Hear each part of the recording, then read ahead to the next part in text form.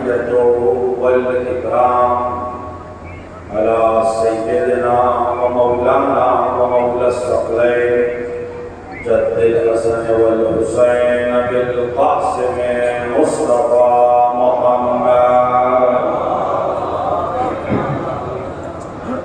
وعلى آله الطيبين الطاهرين المعصومين المنتخبين المظلومين لا سيما ابن عمه غالب على كل غالب مولانا علي بن ابي طالب وعلى صاحب الدعوات النبوية والصولة الحيدرية والإسمة الفاطمية والعلم الحسنية والشجاعة الحسينية والعبادة السجادية والمعاصر البحرية والآثار الجعفرية والعلوم الكاظمية والهجج الرضوية والجود التقوية والنقاوة النقوية والهيبة العسكرية والغيبة الإلهية صاحب العصر والزمان إمام الإنس والجان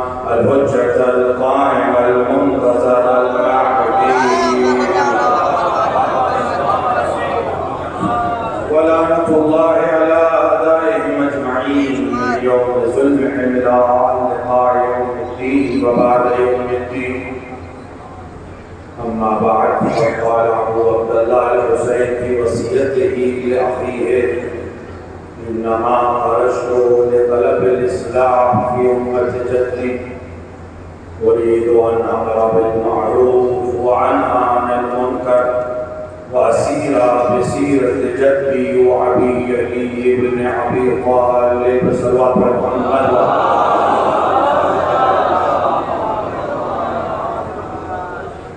ارباب اعظام ماتمداران سید الشہداء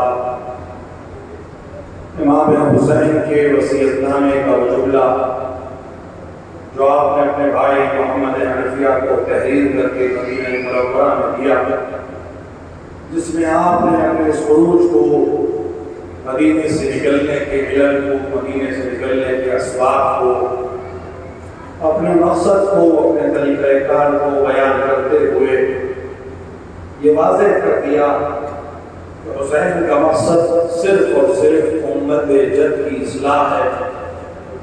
ان کا ارادہ امر بالمعروف اور نہی عن المنکر کا ہے، اور وہ زندہ کرنا چاہتے ہیں اپنے جد کی سیرت کو اور اپنے بابا علی مرتضیٰ کی سیرت کو. حسین کائنات کی اس عظیم شخصیت کا نام ہے کہ جس کو خدا نے بھی عظمت دی، جس کو نسل کے لحاظ سے بھی عظمت ملی، جس کو قوم اور قبیلے کے لحاظ سے بھی اللہ نے عظمت دی، جس کو رسول نے پہچنوایا، جس کو بطول نے پالا، جس کو علی نے ہادی اور رہنما کے طور پر زمانے کے سامنے واضح کیا.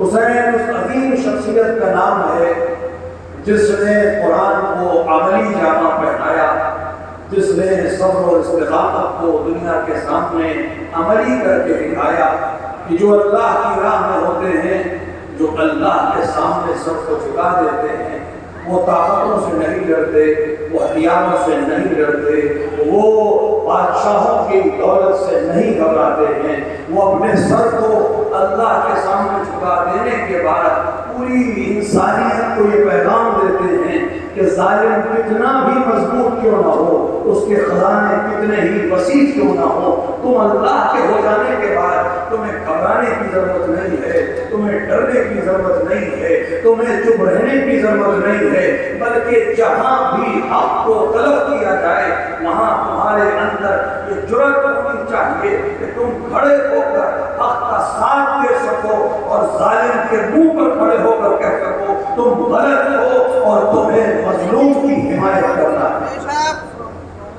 حسین اس شخصیت کا نام ہے کہ جس کو رسول نے وہ عظمتیں دی اور اللہ نے وہ فضیلتیں دی جو روئے زمین پر کسی کو نہیں دی گئی. میں نے کچھ دن پہلے عرض کیا تھا کچھ خصلتیں امام حسین کو خدا نے ایسی دی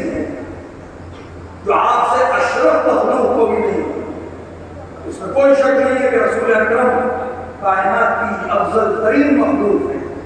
آپ کے بعد علی مرتضیٰ ہیں، ان کے بعد صدیقہ طاہرہ ہیں، پھر امام حسن ہیں، اور اس کے بعد فضیلتوں میں 5ویں مقام پر حسین ہیں.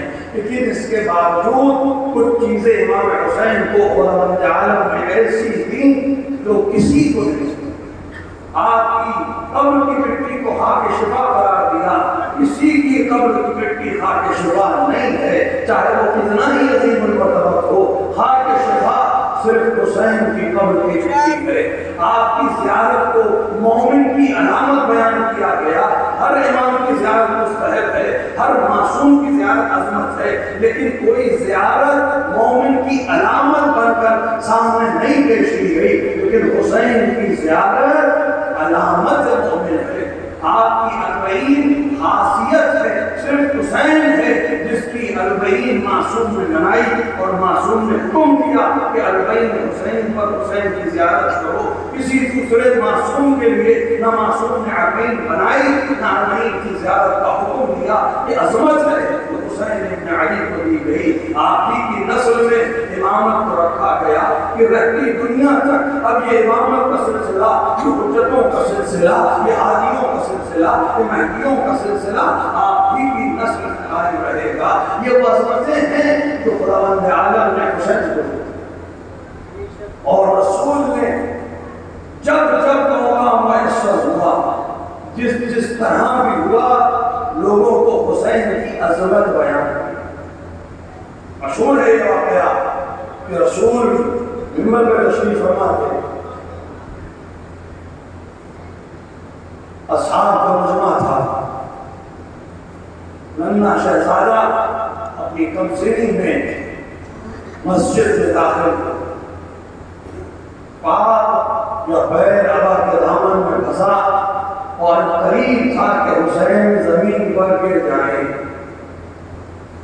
لوگوں نے عجیب منظر دیکھا کہ پیغمبر نے اپنے خطبے کو روک دیا اور ممبر سے اتنی تیزی سے نیچے اترے کہ شہزادے کے گرنے سے پہلے اسے تھام کر صرف یہ نہیں کہیں بیٹھا دیا بلکہ اپنے ساتھ لے کر ممبر پر تشریف لائے اور اس کے بعد لوگوں سے کہا ایھا الناس ھذا حسین، اے لوگوں یہ حسین ہے، اسے پہچانو.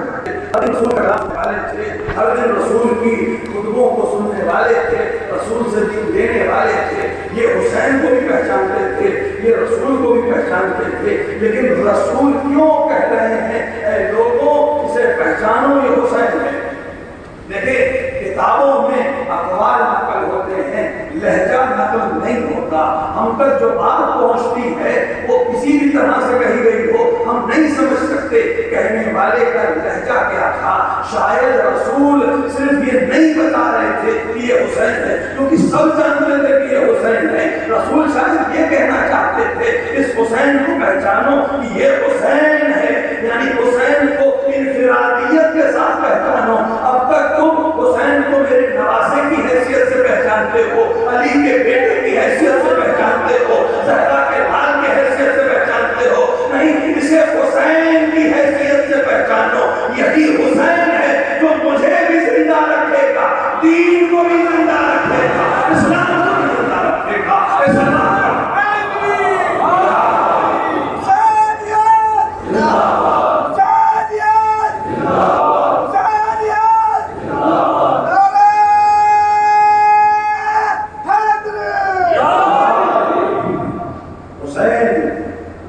رسول کا عمل حسین کی عظمت کو بیان کر رہا ہے.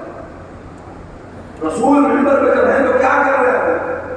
یا قرآن کی تلاوت کر رہے ہوں گے، یا تزکیہ نفس کر رہے ہوں گے، یا قرآن و حکمت کی تعلیم دے رہے ہوں گے. سورہ جمعہ میں صاف واضح ہے رسول کس چیز کے مامور ہے. اگر ہم عام اور خاصہ کے اختلاف کو نظر کر دیں یا اس کو مان بھی لیں کہ رسول گھر میں رسول ہے کہ نہیں، لیکن مسجد میں ممبر پہ یقیناً کار رسالت انجام دے رہا ہے. اور کار رسالت کیا ہے؟ قرآن کی تلاوت کرو، تزکیہ نفس کرو، حکمت کی تعلیم دو، لوگوں کی ہدایت کرو. اب رسول ممبر پہ کچھ بھی کر رہا ہو اس وقت اس عمل میں معمور ہے جو اللہ کی طرف سے اسے دیا گیا ہے. اب اس عمل میں کسی قسم کی نہیں آنی چاہیے، یا اس عمل کو وہ ایسے ہی نہیں چھوڑ سکتے۔ میں اس منبر پہ ہوں، مجلس حسین کو خطاب کر رہا ہوں، کوئی شخص مجلس میں داخل ہو،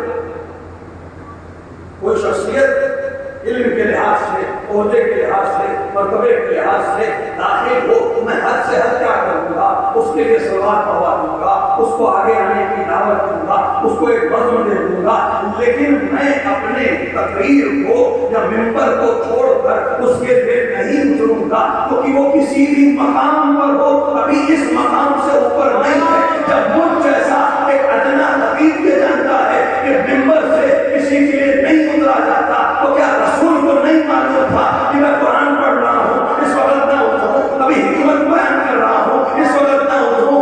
رسول اتر کر بتا رہا ہے، رسول کیا بتانا چاہتے ہیں، بالکل واضح ہو جائے گی بات۔ دیکھیں، کوئی آیا میں نہیں اتروں گا، کوئی آ گیا میں اس کو استقبال کر دوں گا، اس کو اپنی بس میں بیٹھا دوں گا، اس حد کے آگے میں اس کو احترام نہیں کر سکتا، کیونکہ کوئی ممبر مانے ہے، اس سے زیادہ میں اس کا احترام نہیں کر سکتا۔ لیکن اگر سامنے طاق پر رکھا ہوا قرآن اپنی جگہ سے ہلے تو میں کسی کا انتظار نہیں کروں گا، ممبر سے اتر کر قرآن سنبھالوں گا۔ رسول یہی بتانا چاہتے تھے، حسین نہیں ہے، قرآن گر رہا تھا، میں اتر کر اسے سنبھال رہا تھا۔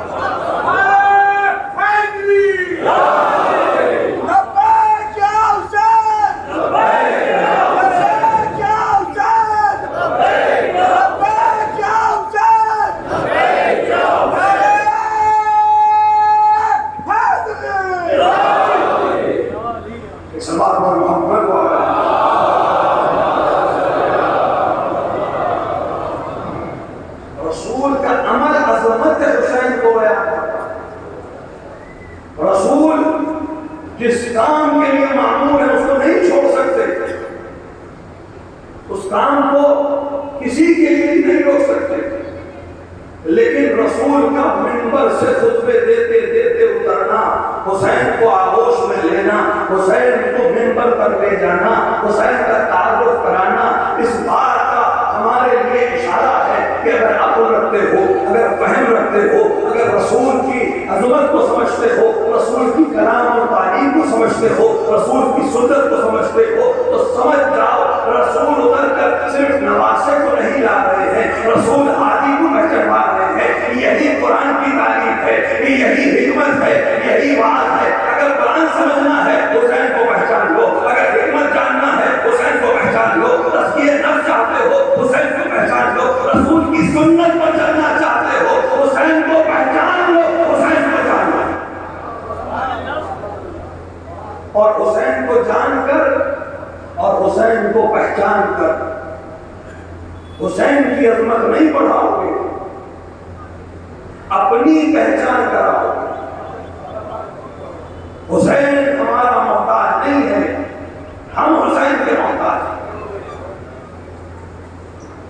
میری تو مشہور شعر ہے، شاہ حسین بادشاہ حسین، شعر آپ کو یاد ہے؟ یہ شعر کیا بتاتا ہے کہ خواجہ شعر کہہ لیتے تھے۔ اگر کسی کا شعر آپ کو معلوم ہے، یہ کسی شاعر کا شعر ہے، کسی شخصیت کا شعر ہے، تو وہ شعر اس بات کی دلیل ہے کہ یہ شخص فن شعر جانتا تھا، اس کو شعر کہنا آتے تھے۔ تو شاہ حسین کا کی ربائی ہمیں یہ بتا رہی ہے کہ خواجہ اجمیری شعر کہنا جانتے تھے۔ تو اگر وہ شعر کہنا جانتے تھے تو ان کے دوسرے اشعار کہاں ہیں؟ ان کا کوئی دوسرا شعر اس شعر کے علاوہ مجھے سنائیے، ان کا کوئی دوسرا شعر جو اس شعر کے علاوہ ہو، جو زبانت ہو، لوگوں کو پتا ہو یا نہیں لکھا ہو، یہ نہیں معلوم، ہم نہیں جانتے۔ تو اب یہ شعر جس کو ہم سوچتے ہیں حسین کو پہچاننے کے لیے کہ بادشاہ نے کہا کہ شاہ حسین، تو بادشاہ حسین عظیم شعر ہے، شعر میں کوئی کمی نہیں ہے، لیکن یہ شعر حسین کو نہیں پہچانوا رہا ہے، یہ شعر شاعر کے لیے یہ پہچان بنا رہا ہے کہ وہ حسینی ہے۔ شعر کے ذریعے حسین کی فضیلت بیان نہیں ہو رہی ہے، شعر کے ذریعے شاعر کا مذہب بیان ہو رہا ہے۔ حسین کو شعر کی ضرورت نہیں ہے۔ اس شاعر نے شعر میں حسین کی مدح کر کے یہ بتا دیا ہے کہ رسول نے جو کہا تھا حسین کو پہچان لو، میں حسین کو پہچان چکا۔ کسی کو جاننا اور کسی کو پہچاننا، اس میں بہت فرق ہے۔ آپ کسی کا نام جانتے ہیں، آپ کسی کا قبیلہ جانتے ہیں، کسی کو عہدہ جانتے ہیں، یہ جاننا الگ ہے، اور اس کو پہچان لینا کتنی دفعہ ہوتا ہے پوری زندگی ساتھ رہے، پھر کسی موڑ پر ایک دم سے جملہ آیا ہم پہچان نہ سکے۔ یہ مثبت جملہ بھی ہے، منفی جملہ بھی ہے۔ پوری زندگی ساتھ رہے، 10 سال کی دوستی، 20 سال کی دوستی، 20 سال بعد کوئی ایسا سانحہ آیا یا اس کی عظمت کا اعتراف کر کے کہا ہم نہیں پہچان سکے، یا اس کی خیال باللہ کسی رسالت کا اعتراف کرتے ہوئے کہا کہ 20 سال دوستی رہی ہم اس کبھی کو نہیں پہچان سکے، تو جان لینا الگ ہے، دوست ہو جانا الگ ہے، پہچان لینا الگ ہے۔ رسول یہ نہیں کہہ رہے کہ حسین کا نام جان لو، رسول یہ نہیں کہہ رہے قبیلہ پہچان لو، رسول یہ نہیں کہہ رہے نسل کو جان لو، رسول یہ نہیں کہہ رہے مجھ سے نسبت کو جان لو، نہیں، رسول کہہ رہے حسین کو بے ماں ہوا حسین پہچان لو، یہ اس کا نام ہے جو سب کو نجات دے سکتا ہے۔ عظمت حسین کی جائے سارے ائمہ، نبی امام محمد تقی علیہ السلام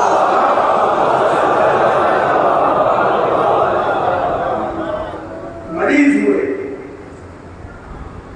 ایک شخص کو بلایا، کچھ پیسہ دیا، زیادہ سفر دی، کہا کربلا چلے جاؤ اور میرے جد حسین کے قبر کے نزدیک کھڑے ہو کر میری شفا کے لیے دعا کرو۔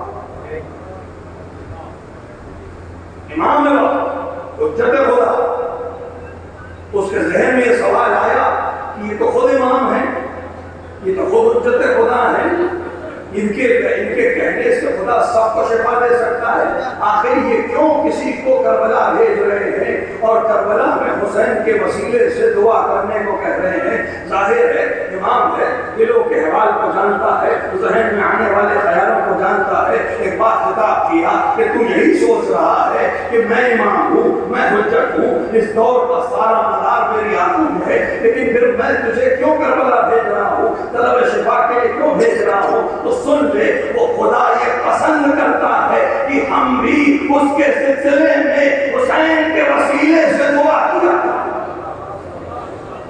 خود امام نے فرمایا، عظمت حسین بن علی، خود انہی امام نے ارشاد فرمایا کہ جان لو ہم سب کشتی نجات ہیں، ہم سب سفر نجات ہیں، جو ان میں سے کسی کشتی میں سوار ہو جاؤ تم نجات پا جاؤ گے، ہم سب سفینہ نجات ہیں۔ لیکن پھر فرمایا وَلَٰكِن سَفِينَةُ جَدِّ حسین اسرع، لیکن میرے جد حسین کا سفینہ سب سے تیز چلنے والی کشتی ہے، ہم سب نجات دے سکتے ہیں، لیکن حسین جتنی تیزی سے نجات دیتے ہیں کوئی دوسرا نہیں دیتا۔ تمہیں شک ہے ان کی طرف دیکھ لو، پرانے زمانے میں کتنے گزر گئے، اتنی تیزی سے کسی کو نجات نہ ملی۔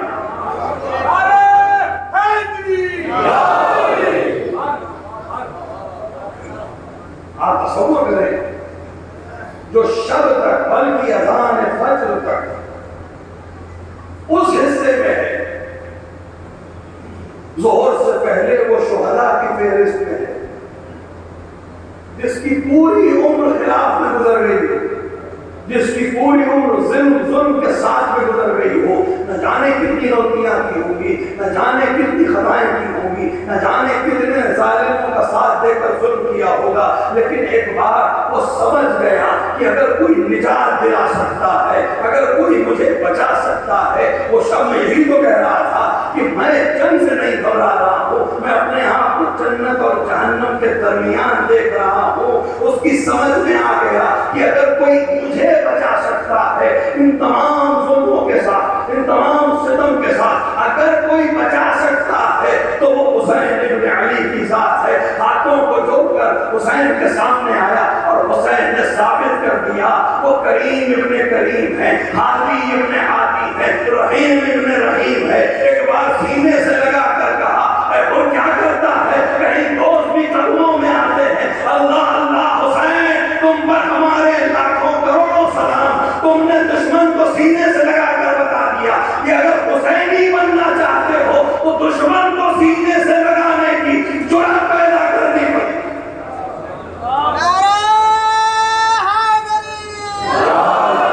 جہاں پر بنائے جاتے ہیں کارخانہ میرے حسین کا ہے، نعرہ حیدری۔ محمد و آل محمد بلند الصلوات۔ حضرات یہ اعلان سماعت فرمانے کہ 11 محرم کو شب میں 8:30 بجے مامارگاہ بجے تنی میں یوم زینب کے عنوان سے مجلس رضا برپا ہوگی، جسے مولانا علی حیدرآبادی صاحب خطاب فرمائیں گے۔ صلی اللہ علیہ وسلم۔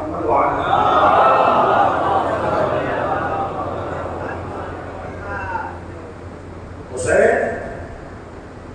اور حسین کی عزاداری کہ حسین سے منسوب کوئی بھی چیز انسان کی نجات کا سبب ہے، انسان کو عظمت دلانے کا سبب ہے۔ آپ سوچیں اس پوری دنیا میں ہماری تعداد کتنی ہے، کسی ملک میں ہماری تعداد کتنی ہے؟ اگر پاپولیشن کے لحاظ سے دیکھا جائے تو کچھ پرسنٹ میں آتے ہیں، اقلیت میں بھی اقلیت ہے، لیکن آج دنیا ہمیں پہچانتی ہے، دنیا ہمیں الگ سے پہچانتی ہے۔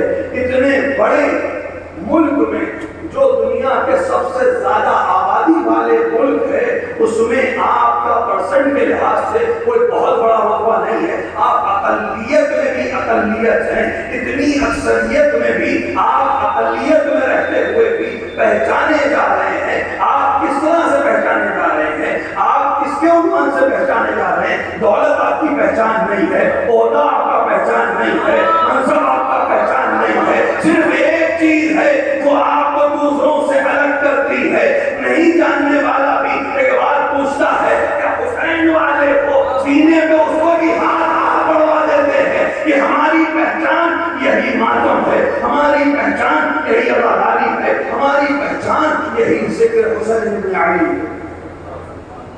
تو اگر یہ ہماری پہچان ہے تو اس کی حفاظت کرنا بھی ہماری ذمہ داری ہے، اس کے تقدس کا حفاظت کرنا بھی ہماری ذمہ داری ہے، علم کی حفاظت کرنا تقدس کے عنوان سے ہماری ذمہ داری ہے۔ دوسرے کب اس کا احترام کریں گے اگر ہم خود اس کا احترام نہیں کریں گے؟ اگر تعزیے کا احترام ہم خود نہیں کریں گے کوئی دوسرا کیا کرے گا؟ مجلس قضا کا احترام اگر ہم خود نہیں کریں گے کوئی دوسرا کیا کرے گا؟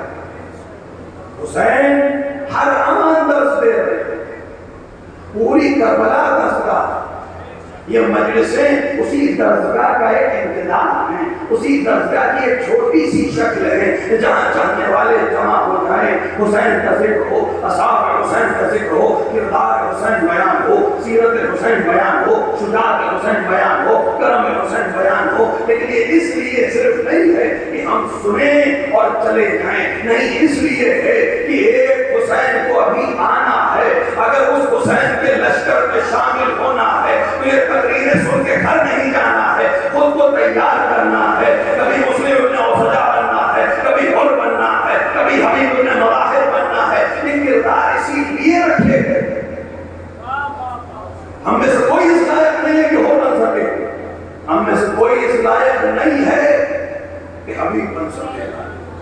کون ہے جسے حسین فقیہ کہے؟ کہاں حسین کا فقیہ کہاں؟ کون ہے جو مسلم ابن عقیل بن سکتا ہے؟ کون ہے جو مسلم ابن اوسجا بن سکتا ہے؟ کوئی نہیں بن سکتا۔ لیکن ہدف ان کے کردار کو بیان کرنے کا یہ ہے کہ ہم اپنے آپ کو اس کردار میں ڈالنے کی کوشش کریں۔ ہم سے نہیں کہا جا رہا تم زہیر بن جاؤ، ہم سے نہیں کہا جا رہا تم زہیر بن جاؤ، یہ امکانی میں نہیں ہے۔ خدا کسی کو وہ حکم نہیں دیتا جو وہ نہیں کر سکتا، لیکن خدا سب کو جانتا ہے کس کو کتنی طاقت دی ہے، کس کو کتنا امتیاز دیا ہے، کس کو کتنی عقل دی ہے، کس کو کتنا شعور دیا ہے۔ تو جس حد تک اس نے شعور دیا ہے اس حد تک کمال پر پہنچے، اس حد تک حسینی بنے۔ اے حسین، اگر ہم کربلا میں نہیں تھے تو آج یہاں آپ کو زیارت کر سکتے ہیں۔ اے حسین، اگر ہم کربلا میں نہیں تھے کہ آپ کی نصرت کر سکے تو آج گریے کے ذریعے آپ کی نصرت کریں گے، دعا کے ذریعے آپ کی نصرت کریں گے، سلام کے ذریعے آپ کی نصرت کریں گے۔ اے حسین، اگر آپ نے دشمنوں کو معاف کرنا سکھایا تھا تو ہم کم سے کم دوستوں کو معاف کرنا سیکھیں، بھائیوں کو معاف کرنا سیکھیں، اپنوں کو معاف کرنا سیکھیں۔ مجلس حسین سے جائیں، جس کبھی رشتہ دار سے کسی نام بننا چاہتی ہو ایک بار سینے سے لگائیں، ہم حسینی ہیں، وہاں بھی معاف کیا، یہاں بھی۔ اگر یہ ضرورت نہیں آئی ہے تو ابھی ہم حسینی کردار میں نہیں ڈھل پائے، اور ابھی وقت ہے۔ انسان راہ راست پر جب بھی آ جائے تب سویرا۔ اور میں بتا دیا کہ کتنی بھی دیر ہو جائے، اگر موقع پر واپس آ جاؤ تو یہ اتنے رحیم ہیں، اتنے کریم ہیں کہ تمہیں معاف کر دیں۔ ایک سوال ہوتے ہوئے آپ کو اللہ تعالیٰ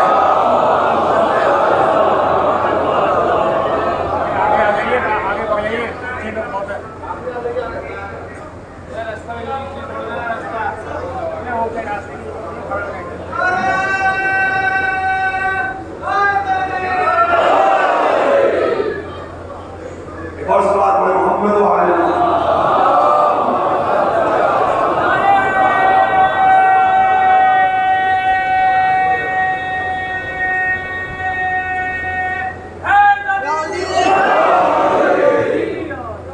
کہ آگے مجلس میں جب بلایا جائے تو اس نیت سے آگے بڑھا کریے کہ اگر امام کو لائیں گے تو کس تیزی سے آگے بڑھے، صلوات بڑھے، آگے بڑھتے ہیں۔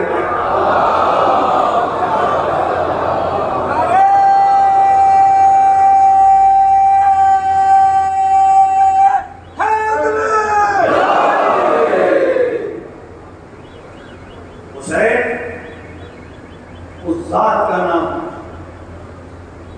جس کے قبے کے نیچے دعا قبول، لیکن یہ امتیاز حسین ابن علی کہ قبہ صرف کربلا میں نہیں ہے، وہ ظاہری قبہ علماء نے تشریح کی ہے کہ ایک قبہ وہ ہے جو کربلا میں، اس کے نیچے دعا مستجاب، ایک اس کی نقل سدرۃ المنتہا کے نزدیک ہے، وہاں بھی دعا فلائق کے جمع ہونے کی جگہ وہاں دعا قبول ہوتی ہے۔ اور پھر فرمایا ہر وہ جگہ جہاں ذکر حسین ہو وہ قبۃ الحسین کے حکم میں ہے، جو دعا کربلا میں قبول ہو سکتی ہے وہ یہاں بھی قبول ہو سکتی ہے، صرف نیت یہ رکھنی ہے کہ ہم حسین کی بارگاہ میں۔ جب یہاں سے نکلے تو حسینی بن کے نکلے، حسین جو سکھانا چاہتے تھے وہ سیکھ کر دیا۔ کیوں بار بار زیارت کے لیے بلا رہے ہیں، کیوں بار بار ذکر کے لیے بلا رہے ہیں، کیوں بار بار مجلس کے لیے اہتمام کرنے کو کہہ رہے ہیں؟ خود عصر عاشور جب اجنہ کے اپنے آ کر مدد کرنا چاہیے تھی، وہ تفصیلی روایت ہو گئی، اور امام نے فرمایا تھا کہ نہیں، میں اب زندگی سے دل بھر چکا ہے، میں اپنے خدا سے ملاقات کے لیے شہادت کے لیے تیار ہوں، مجھے تمہاری نصرت کی اور فوج کی ضرورت نہیں ہے۔ تو جعفر نے یہی کہا تھا کہ مولا میں آپ کی نصرت پھر کیسے کروں؟ امام نے کہا تھا مجھ پر گریہ کر کے، کیونکہ مجھ پر گریہ بھی میری نصرت ہے۔ ہدف اس کے لیے کا ہے، صرف رو دینا ہدف نہیں ہے۔ انسان کا دل ایسا ہے کہ تھوڑا سے کوئی ہاتھ ہو جائے، حادثہ ہو جائے، پانیاں ہو جائے، آنسو نکل آتے ہیں۔ صرف آنسو نکل آنا ہدف نہیں ہے، ہدف ہے تربیت انسانی۔ انسان کا دل سخت ہوتا ہے، لیکن جب آنسو نکلتے ہیں دل میں تھوڑی سی نمی پیدا ہوتی ہے، زمین آمادہ ہو جاتی ہے۔ اب جب یہ نمی پیدا ہوگی، اب پیغام حسین دو، مساوات کا پیغام دو، بھائی چارے کا پیغام دو، محبت کا پیغام دو، ملنے کا ایک دوسرے کے ساتھ صلہ رحم کرنے کا پیغام دو، اسلام کا پیغام دو۔ یہ آنسو صرف حسین کی یاد میں نہیں نکل رہے، حسینی بننے کا مقدمہ ہے۔ یہ آنسو تیار کرتے ہیں کہ ہم حسینی بن سکیں۔ صرف رو لینا کافی نہیں ہے، اپنے آپ کو حسینی بنانا پڑے۔ حسین نے بہت احترام کیا اپنے ساتھیوں کا۔ کربلا میں امام حسین نے کچھ کام ایسے انجام دیے جو دستور جنگ کے خلاف تھے۔ آپ سے پہلے جن معصوموں نے جنگ میں شرکت کی ان میں سے کسی نے یہ کام انجام نہیں دیا۔ دستور جنگ نہیں ہے کہ فوج کا سالار جا کے لاشیں اٹھائے۔ رسول اکرم نے کسی کا لاشا نہیں اٹھایا، امیر المومنین نے کسی کا لاشا نہیں اٹھایا۔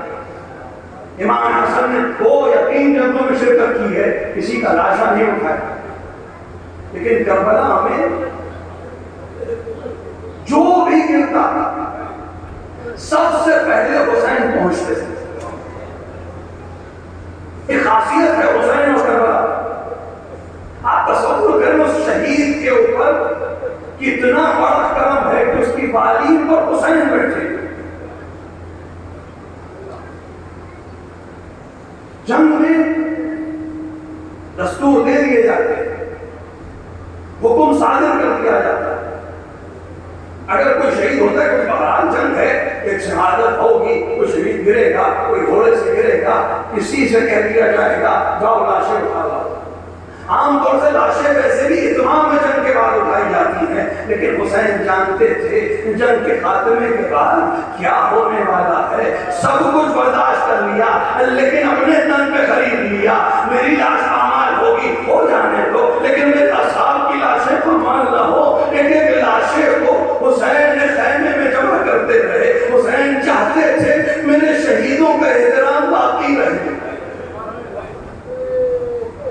عظمت، محبت، شہداء کو مقام، دستور معصومین کا یہ تھا آپ سے قبل کی جنگوں کہ وہ اپنوں کو پہلے جنگ پہ بھیجتے تھے۔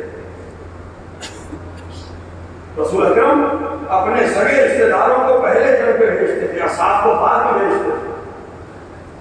لیکن کربلا میں بالکل برعکس ہے،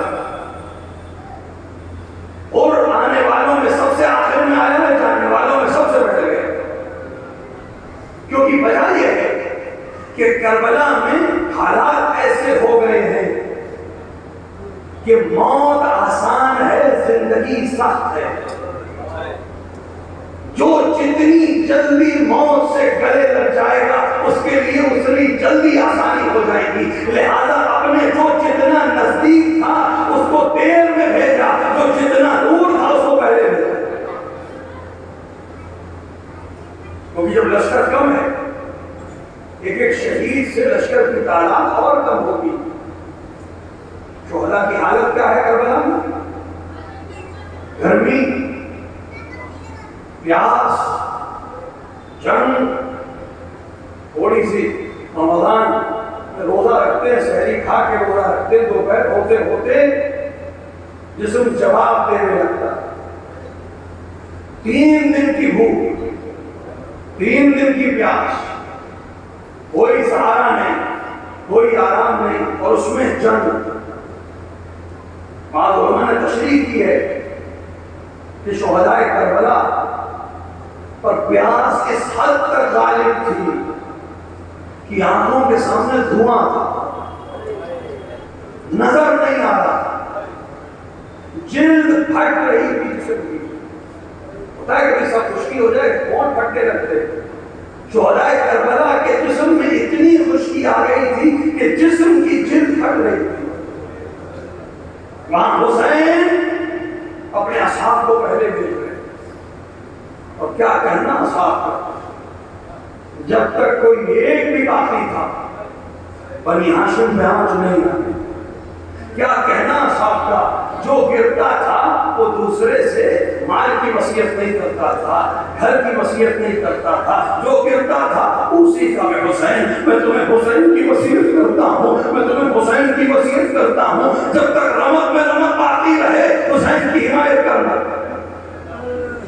حسین کی حمایت کرتے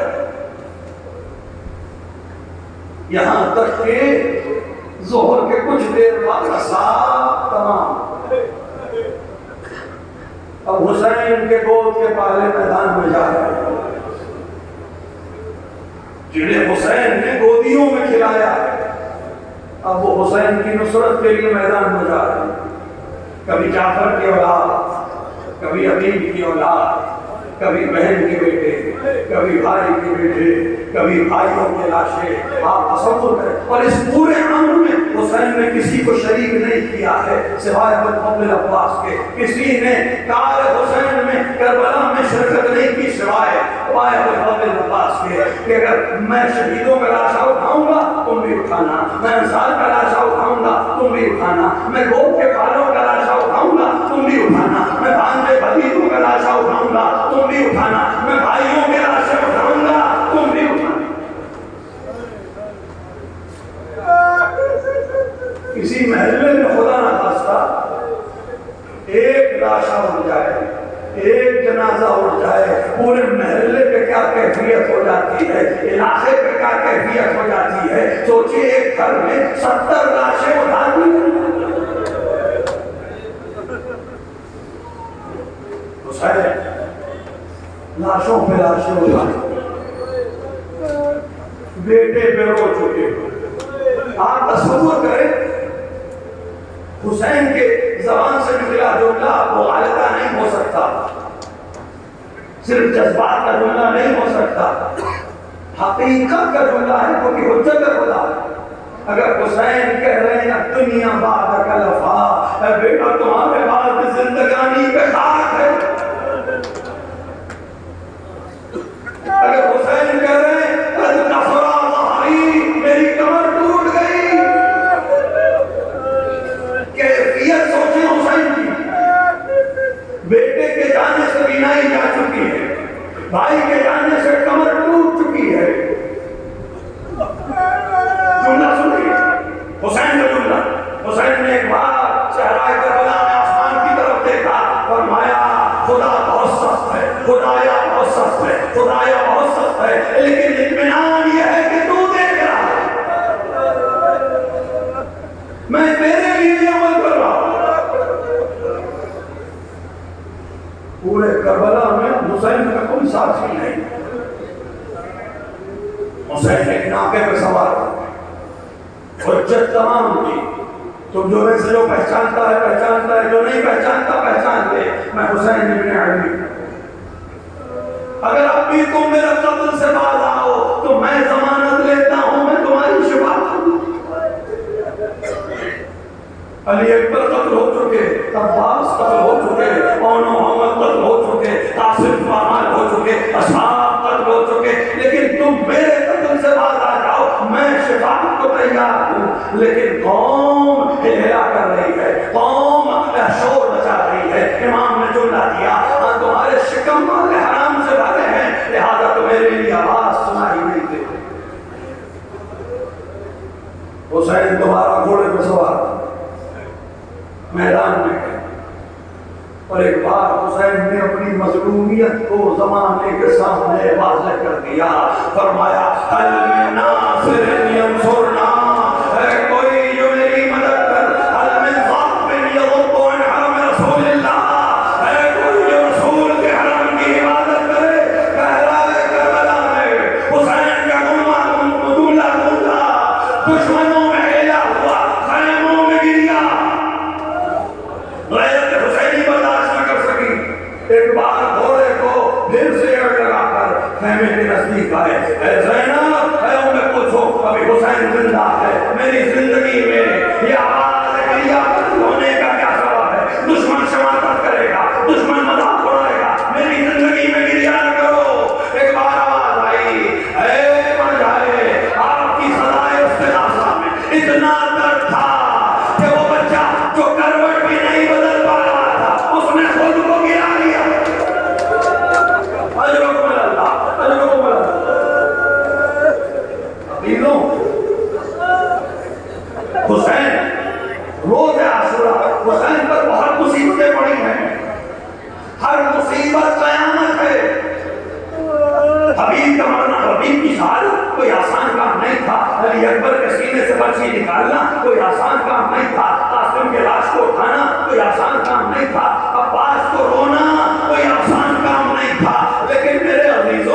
کسی موقع پر حسین نے ہمیں یاد نہیں کیا. پوری کربلا میں ایک موقع ہے. اے میرے شیعوں، کاش تم ہوتے اور دیکھتے میں اپنے بچے کے لیے کیسے پانی حضرت اللہ خدا ان آوازوں سے رحمت نہ. اے میرے شیعوں، یہ آواز اس موقع پہ کیوں یاد کیا؟ اکثر دل میں خیال آتا ہے کیونکہ یہ بہت آسان، یہ بہت حساس موقع ہے، یہ بہت سخت موقع ہے. کیونکہ کسی عظیم کے لیے، کسی عزیز کے لیے، کسی کریم کے لیے مال دینا آسان ہوتا ہے، قربانی دینا آسان ہوتا ہے، جان دینا بھی آسان ہوتا ہے، لیکن اپنی آبرو کو نیلام کرنا، ارے عزیز ہو کر، کریم ہو کر کسی ذلیل سے کچھ مانگنا. خدایا ایک عزت بچی تھی، وہ بھی تیری راہ میں نے دشمن کے سامنے نیلام کر دی. اے کاش تم ہوتے اور دیکھتے میں کیسے پانی مانگوں. حسین نے عبارت کے سور کی طرف دیکھا، قوم کو خطاب کیا.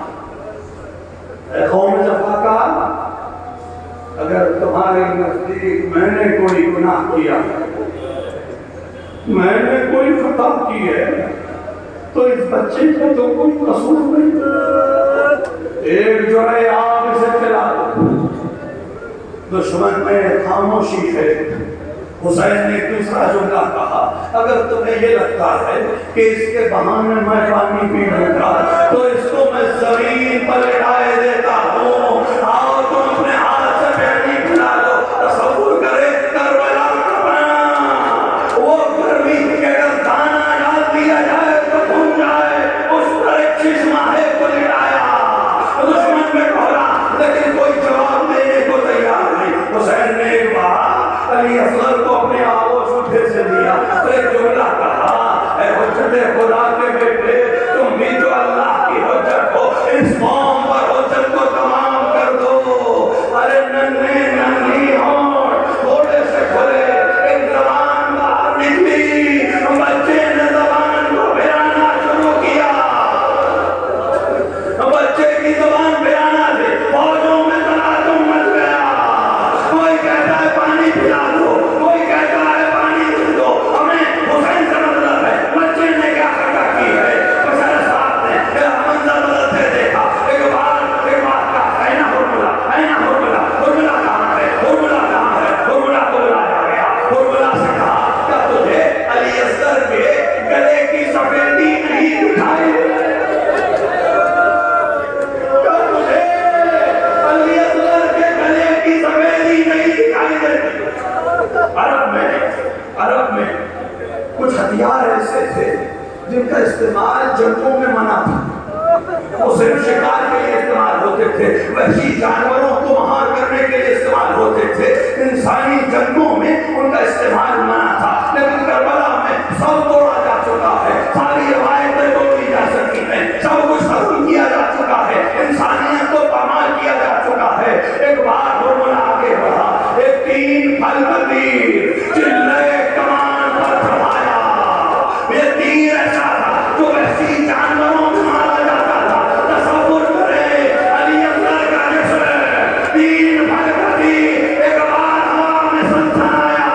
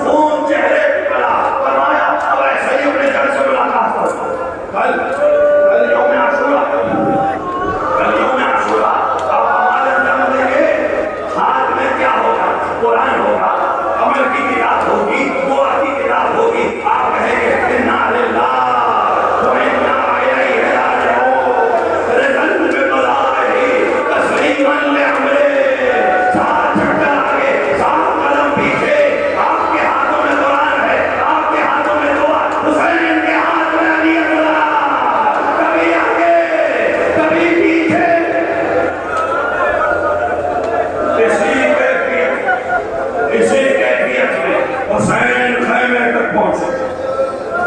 بعض روایات میں ہے بہن پہلے آ گئی. بہن پہلے آ گئی. بابا کیا میرے بھائی کو پانی پلا دیا؟ بابا کیا میرے بھائی کو پانی پلا ہے؟ حسین نے کچھ کہا نہیں. بابا کے دامن کو ہٹایا. مکی نے چیخ ماری. مادر خیمے پہ آئے. اپنے سروں کا یوں کیا تمہارے جیسے بھی نہر کیے؟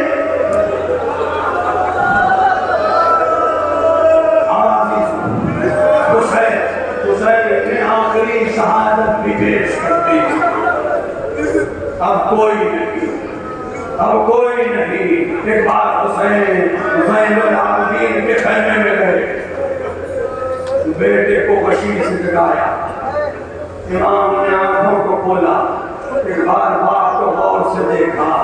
چاہے جیسے پہچاننے کی کوشش کر رہے ہو کہ کیا یہ وہی میرا بابا ہے کیونکہ جسم ضعیفی کی طرف ڈھل گیا ہے. پورے جسم پہ خون لگا ہوا ہے. ایک بات پوچھا بابا کے سالم میں ہیں؟ کہا صبح سے جنگ ہے. انصار اور عقبہ کی قربانی دے چکا ہوں. پوچھا بابا بھیا یہ اکبر نہیں دکھائی دیتا؟ کہا قتل کر دیے گئے. بابا چچا پاس نہیں دکھتے. کہاں مار دیے گئے؟ قتل کر دیے گئے. ایک بار ایک جملہ کہا اے زین العلماء اتنا سمجھ لو مردوں میں میرے تمہارے علاوہ کوئی نہیں. آقا بابا مجھے اثارے دیجیے اور بلا دے دیجیے. کیا کرو گے؟ کیا میں ایسے سہارا لوں گا تلوار سے جہاد کروں گا؟ نہیں بیٹا تمہارا جہاد کہیں اور ہے. تم بیمار ہو یہاں جہاد ساتھ ہے. تمہارا روحوں سے ہمارے حوالے کیے گئے. اب حسین باہر حسین کیسے دکھے ہم نہیں سمجھ سکتے. حسین کی رخصت کیسے ہوئی ہم نہیں سمجھ سکتے. بعض روایات میں ہے کہ حسین کی 13 بہنیں ہیں. کربلا میں کتنی موجود ہیں ہمیں نہیں معلوم ہے. لیکن ایک جملہ ملتا ہے. بعض علماء کہتے ہیں کہ جب کوئی خیمے سے نکلتا ہے اس کی کچھ خیمے کی طرف ہوتی ہے, چہرہ میدان کی طرف ہوتا ہے. لیکن حسین جب نکلے چہرہ خیمے کی طرف تھا, کچھ میدان کی طرف تھی. زینب خدا حافظ, ام کلثوم خدا حافظ, رقیہ خدا حافظ, یہ کہہ کر حسین گھوڑے کے نزدیک آ گئے. ایک بار کبھی دائیں دیکھا کبھی بائیں دیکھا, کبھی اپنی اکبر کو یاد کیا ہو, کبھی عباس کو یاد کیا ہو. خیمہ پہ زینب کھڑی تھی, بھائی کی بے چینی کو سمجھ گئی, آگے بڑھی. زینب عباس بھی ہے, زینب علی اکبر بھی ہے. اے ماجائے آج زینب سوار گئے. زینب نے حسین کو سوار کیا. حسین نے گھوڑے کو حکم دیا میدان کی طرف چلو. میدان کی طرف حسین کا گھوڑا آگے بڑھا تو رک گئے. حسین نے اپنے گھوڑے سے کہا ہاں تو تھک گیا ہے, صبح سے تو بھی تو میرا ساتھ میدان میں جا. یہ آخری زحمت ہے, اس کے بعد کوئی زحمت نہیں ہے. گھوڑے نے سر کو جھکایا. حسین نے دیکھا ایک ننھی سی بچی سونے اسباب سے لپٹی ہوئی. اے میرے بابا کے گھوڑے جو گیا واپس نہ آیا, میرے بابا کو نہ لے جا. ایک بار حسین گھوڑے سے نیچے آئے. اے بی بی تم سے تو رخصت ہو لیا. اے بی بی تمہیں کو خدا حافظ کہہ دیا. حسین سکینہ نے کہا بابا مجھے کس کے سامنے چھوڑ دیا. بابا میں کیسے رہوں گی, بابا مجھے نیند آپ کے سینے کے بنا نہیں آتی. حسین نے بچی کو سنبھالا. ایک بار فرمایا دیکھو بیٹی آج سے دستور بدل جائے گا, تم ماں کے ساتھ سونا. علی اصغر میرے ساتھ سوئے گے. میں کہتا ہوں حسین بچی سے تو کہہ دیا لیکن سکینہ کو اپنی نیند یہاں نصیب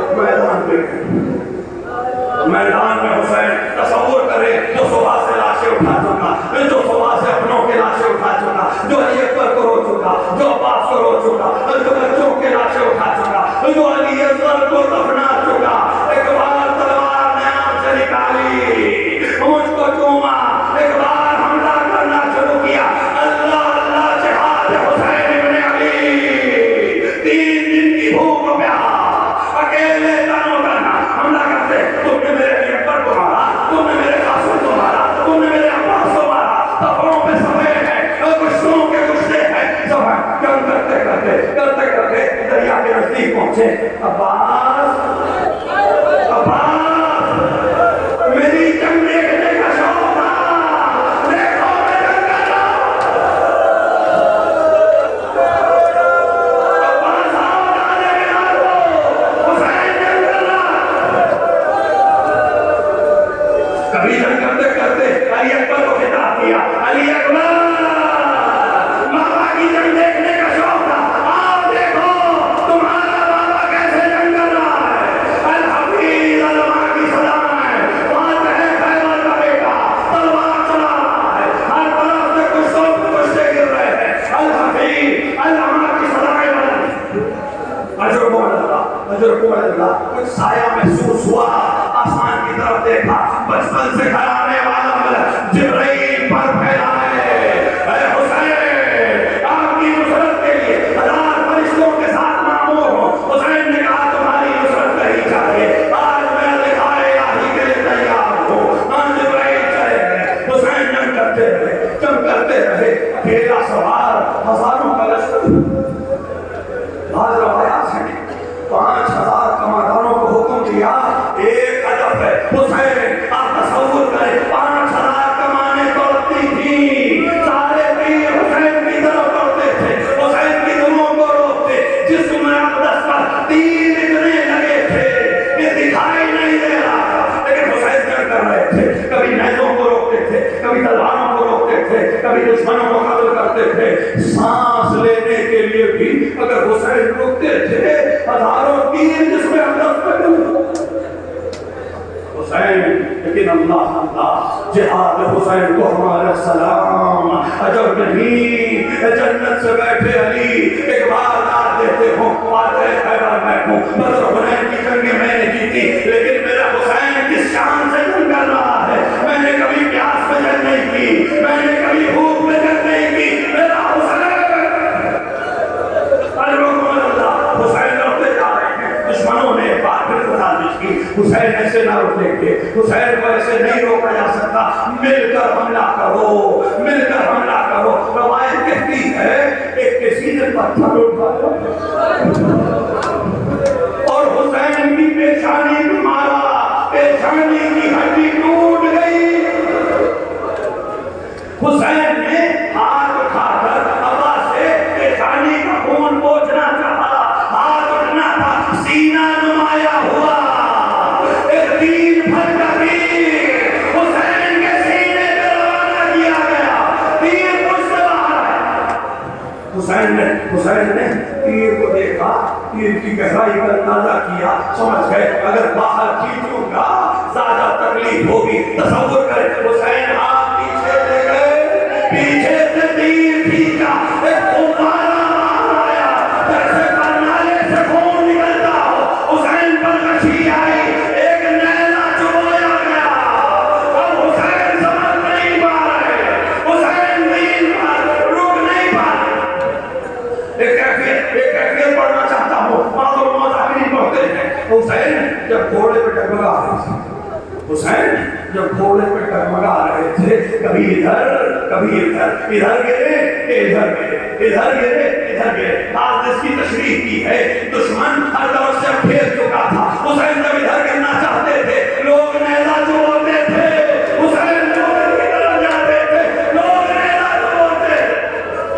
اب حسین سنبھل نہ سکے, ایک بار گھوڑے سے زمین پر نشیب کے چلتے چلے گئے.